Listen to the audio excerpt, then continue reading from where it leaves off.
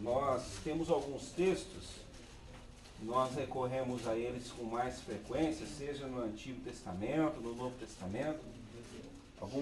Alguns textos que nós até sabemos de cor, ou pelo menos parte deles. Porém, esse texto que nós vamos ler hoje, nós quase não lemos, quase não recorremos. Até mesmo porque na Bíblia, as genealogias e as saudações contendo muitos nomes, e os nomes bíblicos são nomes complicados, nós costumamos ler com um pouco de pressa. E o texto que nós vamos ler é uma saudação que o apóstolo Paulo está fazendo. Romanos 16, a partir do primeiro verso.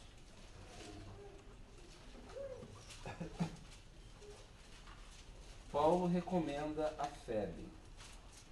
Recomendo-vos a nossa irmã Febe, que está servindo a igreja de Cencreia, para que a recebeis no Senhor, como convém aos santos, e a ajudeis em tudo que de vós vier a precisar, porque tem sido protetora de muitos e de mim inclusive.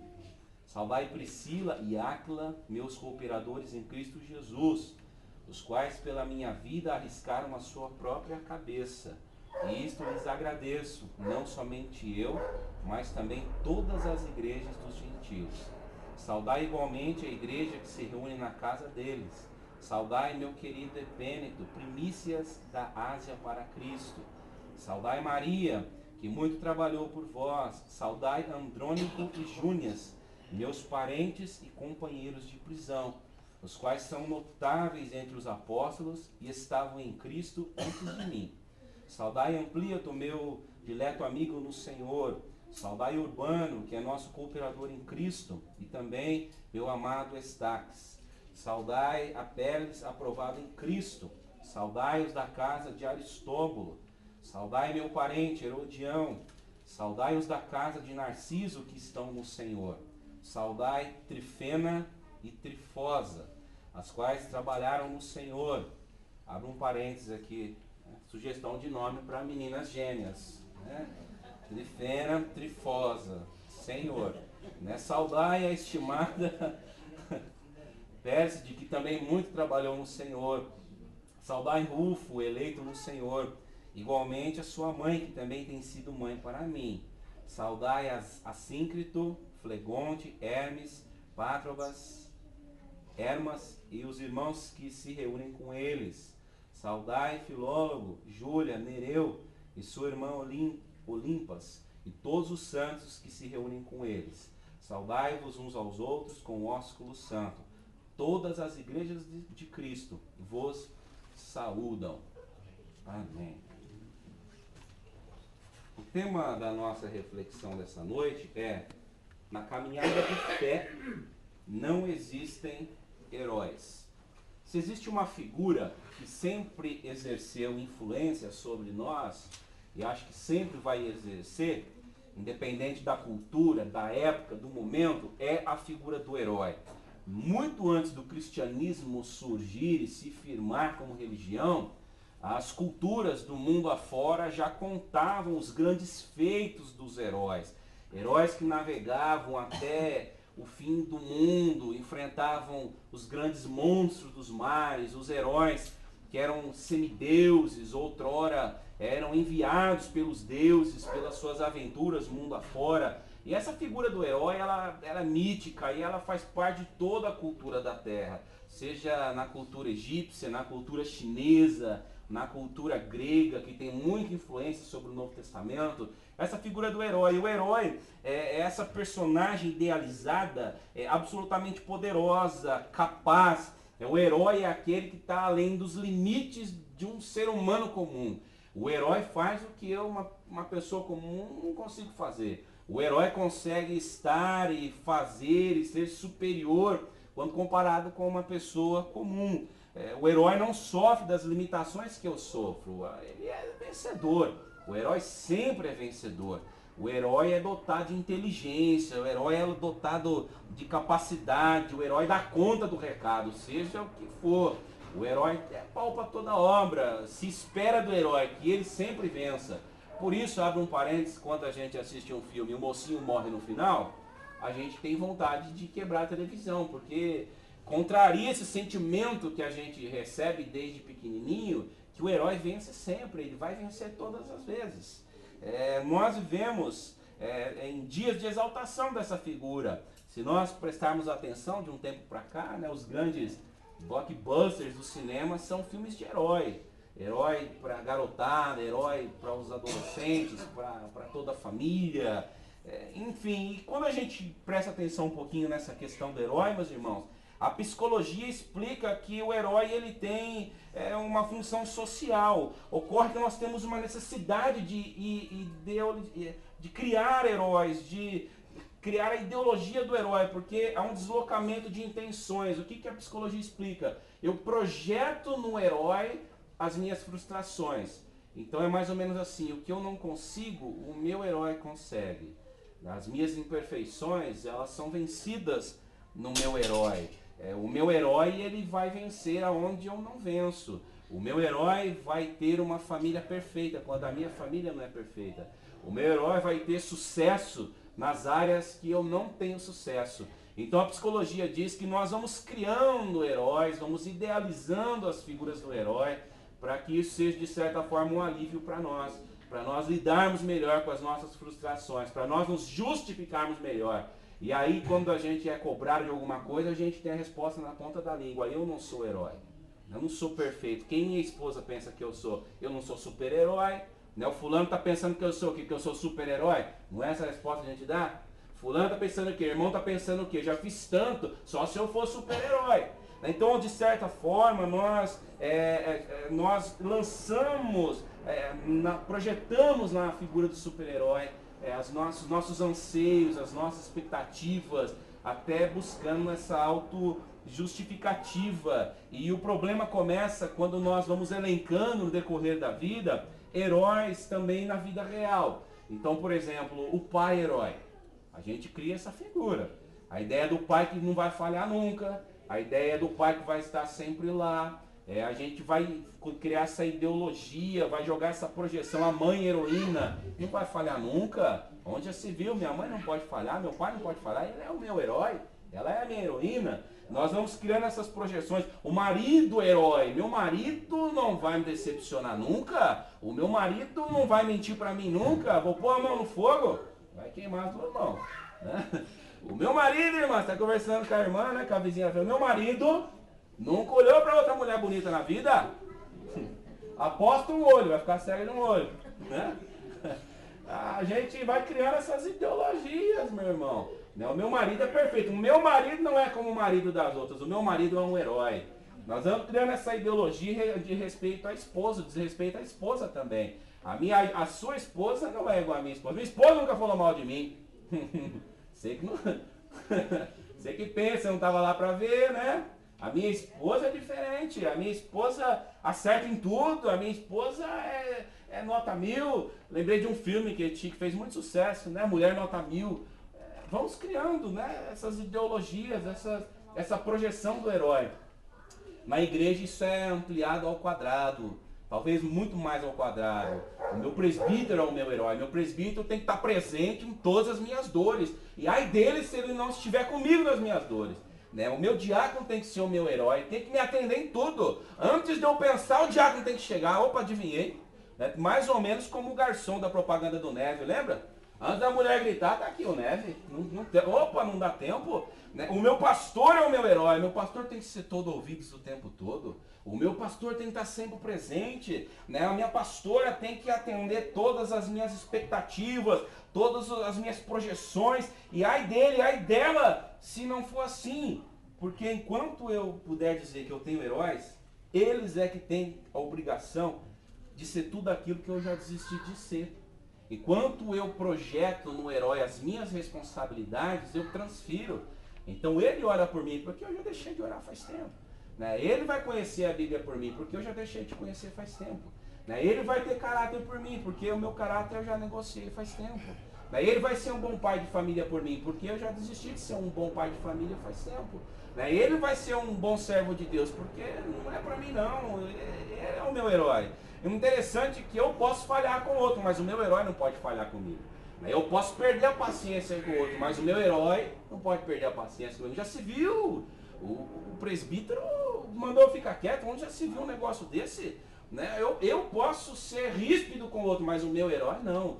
O meu herói tem que ser sempre bondoso comigo. O meu herói tem sempre que me exaltar de alguma forma. Né? O meu herói, ele tem sempre que me dar um tapinha nas costas. É isso aí, né? Você tá bem, vamos junto, tá certinho.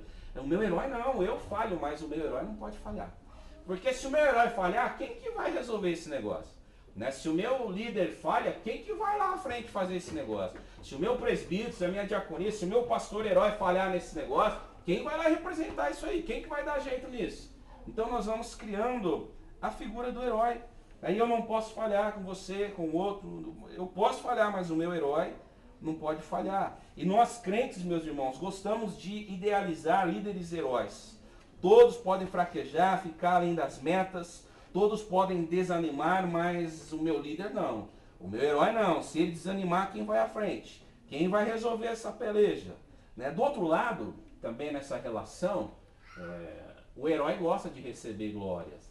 Né? O herói gosta dos aplausos. O herói, há uma relação doentia nisso. Né? O herói gosta de receber os louros. Então, eu assumo essa expectativa, projeta sobre mim, desde que você me reconheça. Eu aceito a sua projeção sobre mim a respeito da minha pseudo-perfeição, pseudo-capacidade total, desde que você continue me ovacionando por causa disso, me reconhecendo por causa disso.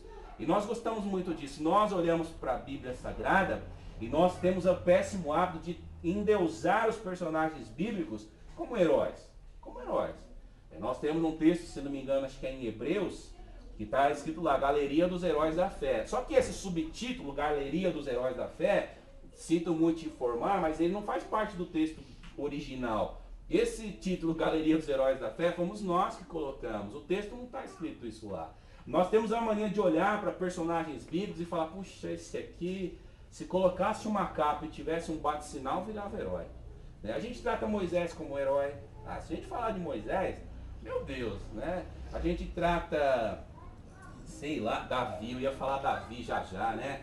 Davi, o cara foi lá, derrotou Golias, o cara era o suprassumo, era o menor da família, mas ele foi lá e derrotou o desaforado do Golias, homem bocudo, ficava lá afrontando o reino de Israel. Mas como tratar Davi, por exemplo, como herói, quando ele sai lá no terraço do castelo dele, do palácio, e diz o texto que era tempo de guerra no reino, e conforme o costume, diz o texto, os reis deviam estar na guerra, então ele já estava sendo muito covarde, porque ao invés de estar na guerra, ele estava dando uma volta no terraço do palácio de veraneio.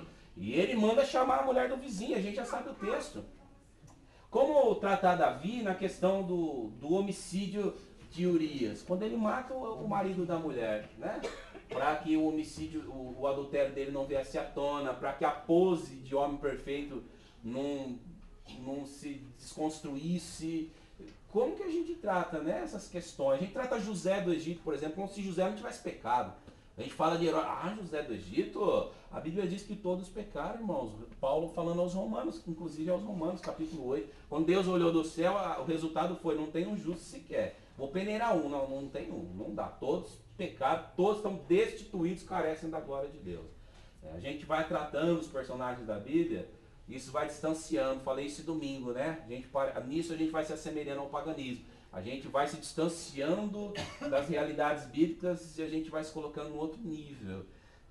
Interessante, alguns tratam Paulo como herói. Mas olhando para esse texto, nós aprendemos duas coisas maravilhosas que nós não podemos esquecer jamais. E é um texto que a gente corre os olhos assim sobre ele com tanta rapidez e a gente não percebe algumas coisas tão importantes.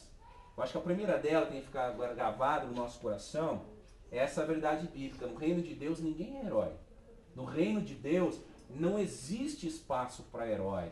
No reino de Deus não existe espaço para autoindependência. No reino de Deus não existe espaço para deixa que eu faço, não preciso de ajuda.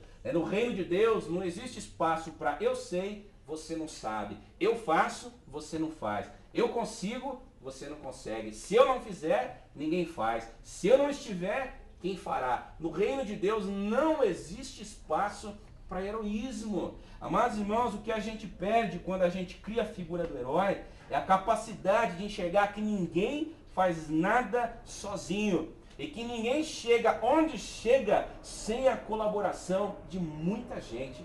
Ninguém permanece de pé muito tempo no reino de Deus pelas forças das próprias pernas. Sempre nós precisamos de alguém que nos ampare, de alguém que seja esteio, de alguém que seja intercessor, de alguém que seja cooperador, palavra que Paulo usa aqui nessa saudação, nessa saudação em forma de agradecimentos pessoais, né, de cooperação.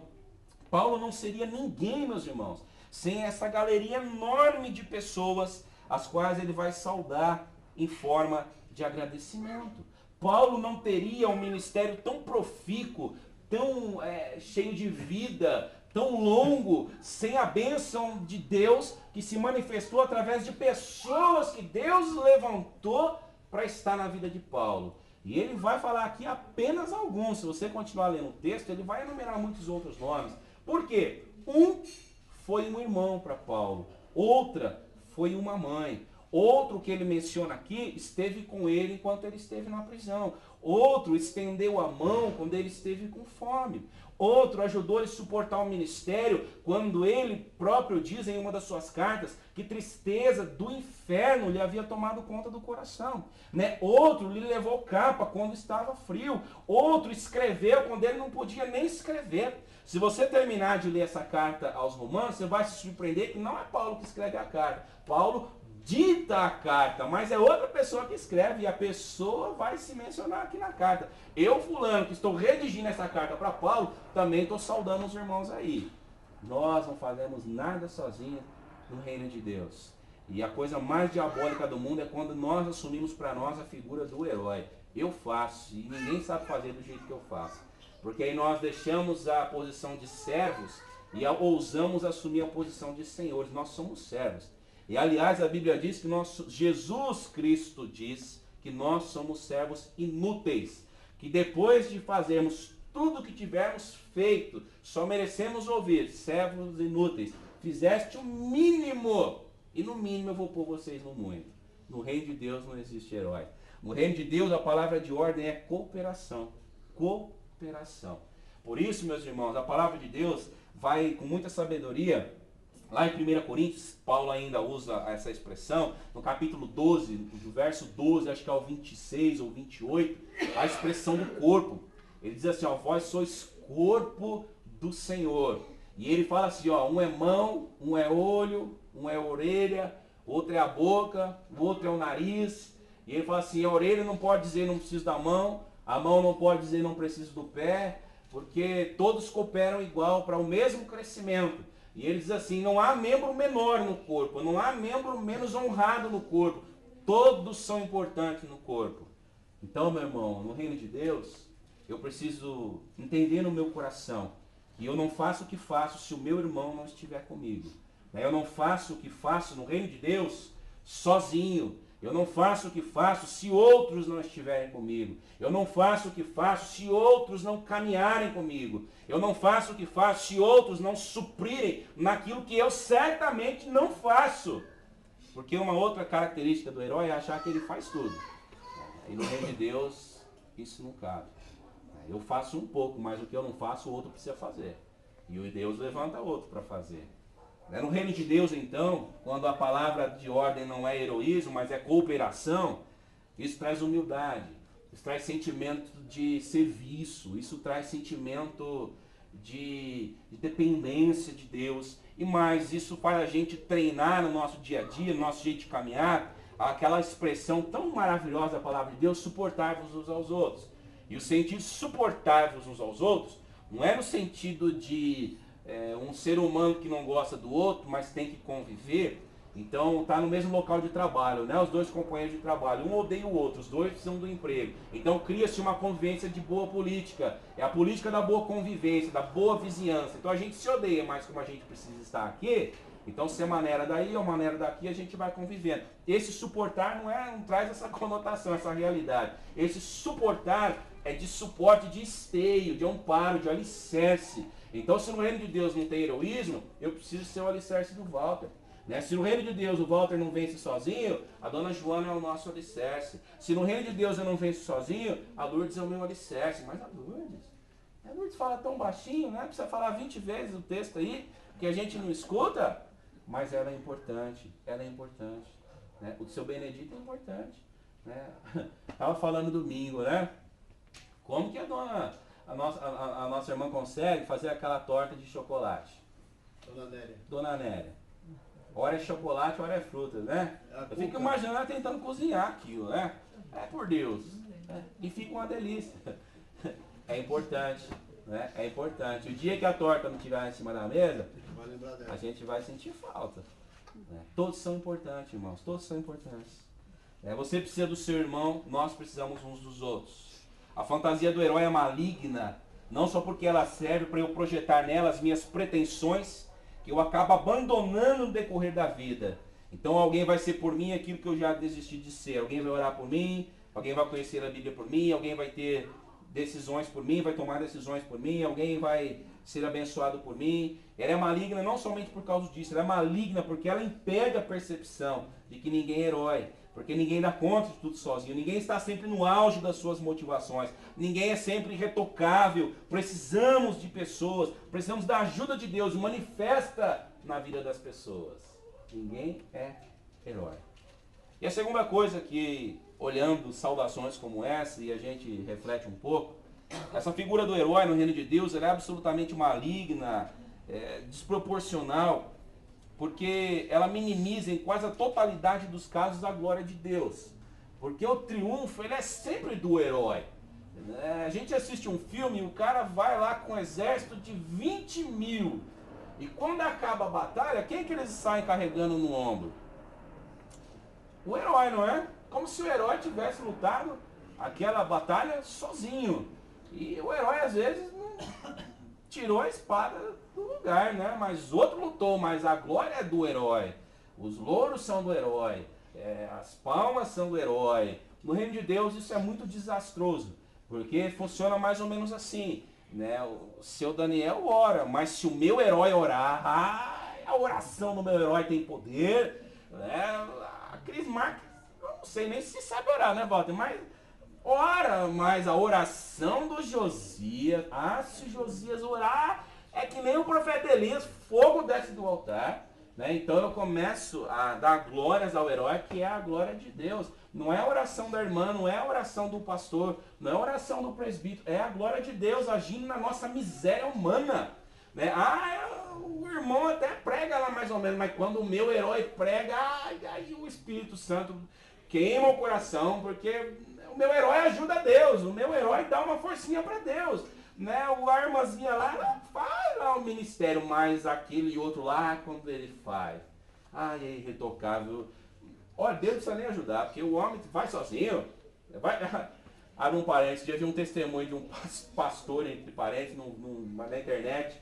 Daí ele contando um testemunho, que ele estava orando para o demônio sair. E ele falou em nome de Jesus, o demônio não saiu. E ele ficou bravo, e ele falou no nome dele, o demônio saiu. Eu pensei, meu Deus, né, o homem está acima de Jesus Cristo. Eu falei, o nome de Jesus não vale nada, o nome dele vale tudo.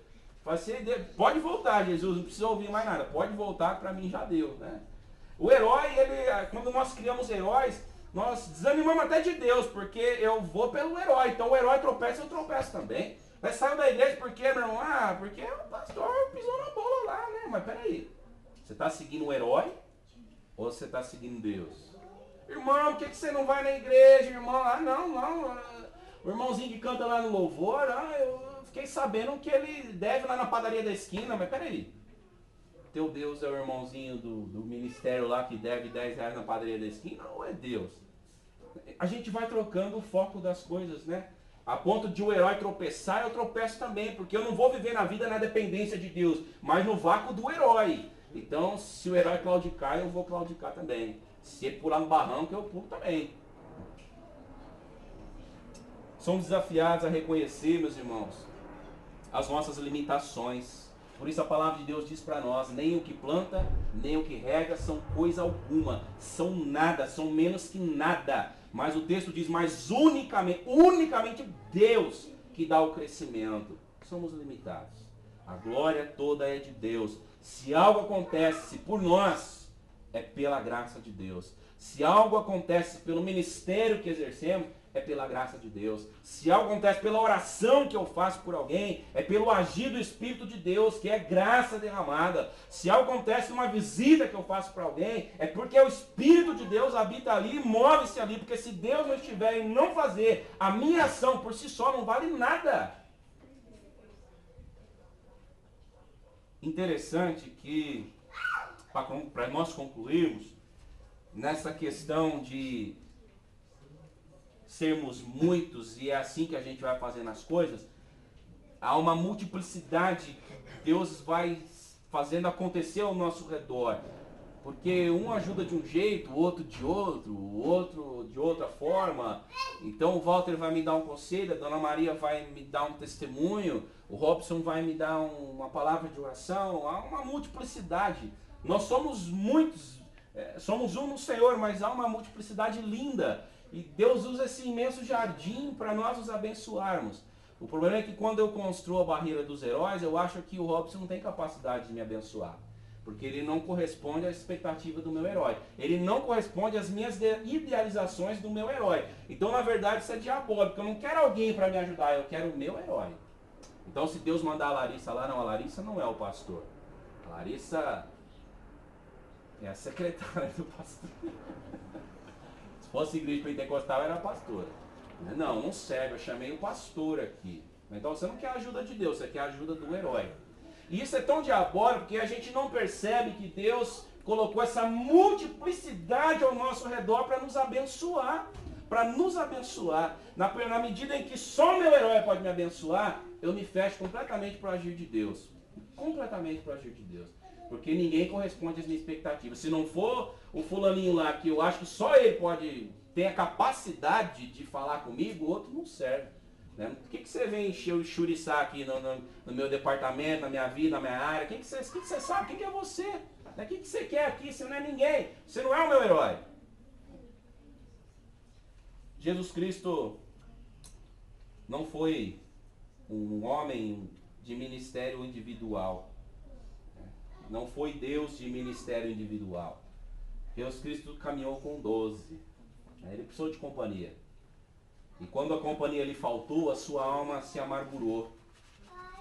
Quando ele foi orar no monte do Getsemane, e ele voltou e viu os discípulos dormindo, que texto comovente, né?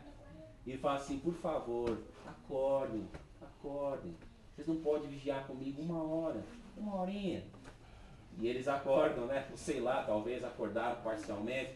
Jesus volta de novo e eles estão o quê? Dormindo de novo. E ele fala, puxa vida, mas eu preciso de vocês. Eu entendo esse momento da vida de Jesus como, me permitam parafrasear o texto, né? Eu preciso do ombro de vocês. E o texto diz que Jesus se retira de novo para orar, né? E ele transpira sangue. Chora lágrimas de sangue, isso é um fenômeno científico, né? Uma pessoa sob grande estresse pode ter um rompimento dos vasos sanguíneos e pode chorar sangue, né? Tal era o sentimento de abandono. Jesus não quis caminhar sozinho. E a gente às vezes quer caminhar sozinho. Só que se a gente caminhar sozinho, meu irmão, a gente vai dar com os burros na água.